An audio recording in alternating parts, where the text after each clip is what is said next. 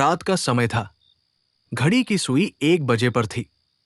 शहर के एक छोटे से मोहल्ले में एक पुराना और वीरान घर था।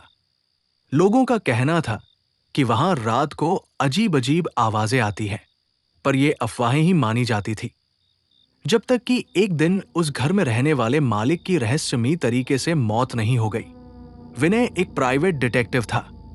उसे उस घर के मालिक की मौत की जांच का केस मिला। जब वो केस की फाइल पढ़ रहा था तो उसे अजीब सा महसूस हुआ। केस के नोट्स में लिखा था कि मौत की रात घर से किसी औरत के रोने की आवाज आई थी। आसपास के लोगों ने देखा कि मालिक के कमरे की खिड़की से एक काली परछाई झांक रही थी।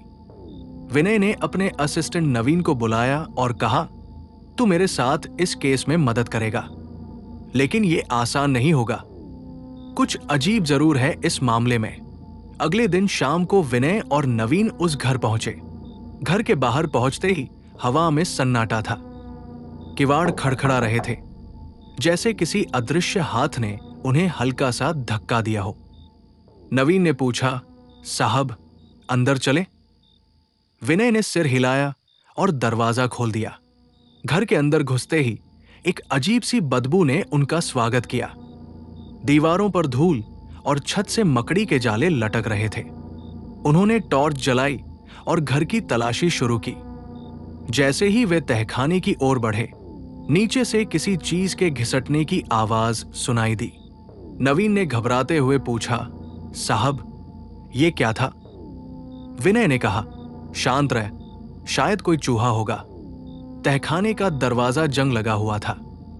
जैसे ही विनय ने दरवाजा खोला, उनके चेहरे पर ठंडी हवा का झोंका लगा। तहखाना अंधेरे में डूबा हुआ था। दोनों ने टॉर्च की रोशनी से उसे देखा। वहां एक पुराना लकड़ी का बक्सा रखा हुआ था। विनय ने बक्से को खोलने की कोशिश की। जैसे ही उसने बक्सा खोला, एक जोरदार चीख सुनाई दी। चीख इतनी भयानक थी कि नवीन पीछे हट गया। विनय ने देखा कि बक्से के अंदर एक काली पोशाक में किसी औरत की तस्वीर और कुछ टूटे हुए खिलौने पड़े थे। अचानक उनके पीछे से एक धीमी धीमी हंसी सुनाई दी। दोनों ने मुड़कर देखा, लेकिन वहां कोई नहीं था। विनय ने नवीन से कहा, तू बक्से को ध्यान से देख, मैं यहां कुछ अजीब महसूस कर रहा हूं। नवीन ने जैसे ही तस्वीर उठाई, तहखाने में रखा एक झूमर जोर से हिलने लगा। झूमर अपने आप नीचे गिर गया और उसके कांच चारों ओर बिखर गए। विनय ने तेज आवाज में पूछा, यहां कोई है क्या? उसकी आवाज गूंजने लगी, लेकिन जवाब में सिर्फ सन्नाटा मिला। तभी एक कोने से अचानक काले साए का हल्का अक्स दिखा। नवीन ने डरते हुए कहा, साहब मुझे यहां से जाना है, ये जगह ठीक नहीं है। विनय ने जवाब दिया, हम यहीं रुकेंगे। जो कुछ भी हो रहा है उसका सच पता लगाना जरूरी है। दोनों ने तहखाने में रात बिताने का फैसला किया। लेकिन जैसे ही घड़ी ने 3 बजे का समय दिखाया, घर की खिड़कियां अपने आप खुलने बंद होने लगी। दीवारों पर खून जैसे निशान उभरने लगे। नवीन ने कांपते हुए कहा, साहब ये जगह शापित है, हमें यहां से जाना चाहिए। विनय ने उसे शांत किया और कहा, यह डरने का समय नहीं है, सच तक पहुंचना ही हमारी जिम्मेदारी है। सन्नाटा टूटा तभी तहखाने के कोने से एक औरत की धीमी धीमी फुसफुसाहट सुनाई दी। वो आवाज बार बार एक ही बात कह रही थी, मुझे मत छुओ, मुझे मत छुओ। नवीन ने डरते हुए टॉर्च उस ओर मारी। रोशनी पड़ते ही एक सफेद कपड़ों में लिपटी परछाई वहां खड़ी थी। उसका चेहरा किसी ने खुरच दिया था, जैसे किसी जानवर ने हमला किया हो। विनय ने साहस जुटाकर उससे पूछा, तू कौन है? औरत ने धीमे स्वर में कहा, तुम्हें यहां नहीं होना चाहिए था, अब तुम भी। और इससे पहले कि वो कुछ और कहती, तेज हवा का झोंका आया और वो परछाई गायब हो गई। विनय और नवीन ने अपनी जगह से हिलने की हिम्मत नहीं की। नवीन का चेहरा पसीने से तर था। विनय ने नोटबुक निकाली और अपने अनुभव लिखने की कोशिश की, लेकिन उसकी कलम चल ही नहीं रही थी। जैसे ही वो कुछ लिखने लगा, दीवार पर एक लंबी खरोंच खुद ब खुद उभरने लगी। अचानक तहखाने में वही चीख दोबारा गूंजी, लेकिन इस बार चीख और भी तेज थी। ऐसा लगा जैसे कोई उनके कान के करीब चिल्ला रहा हो।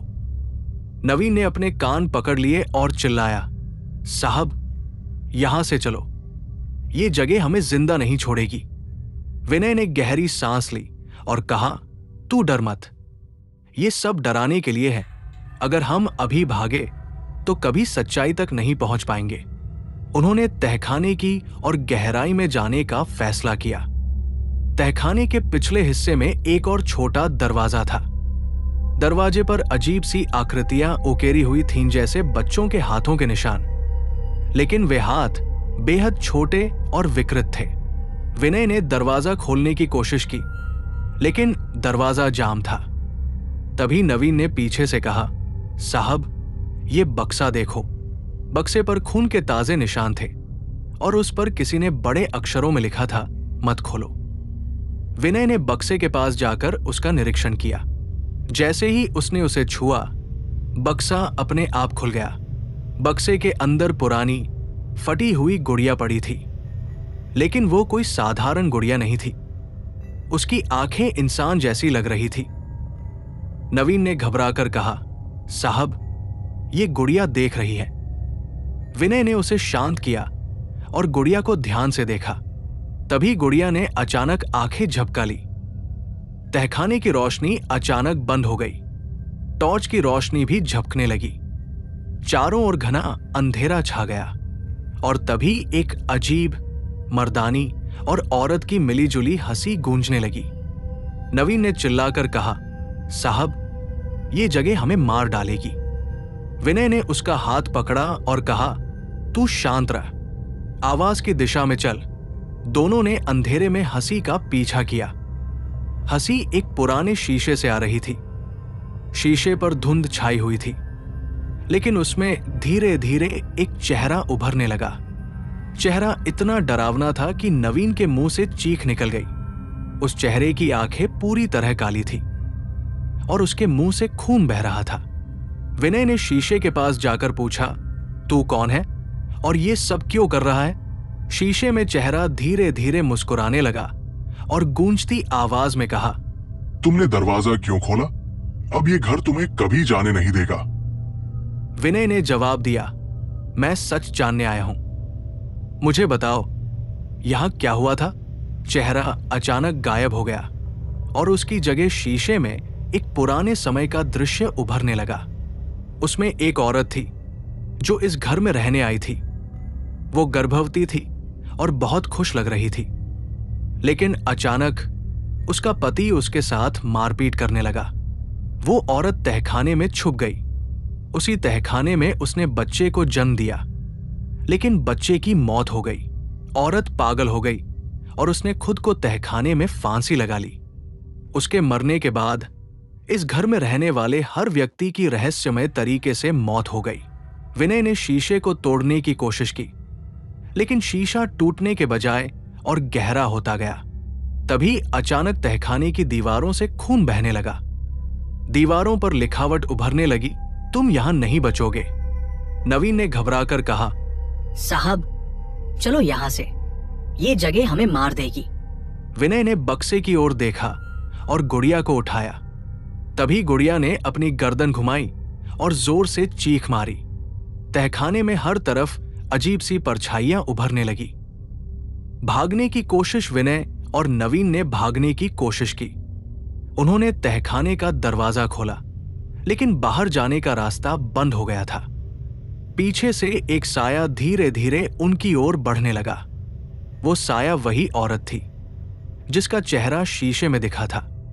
उसने गहरी, भयानक आवाज में कहा, तुमने मेरी शांति भंग की, अब तुम मेरी तरह यहीं फंसोगे। विनय ने चिल्लाकर कहा, हमें छोड़ दे, हम यहां की सच्चाई जानने आए थे। औरत हंसने लगी और कहा, सच्चाई जानकर क्या करोगे?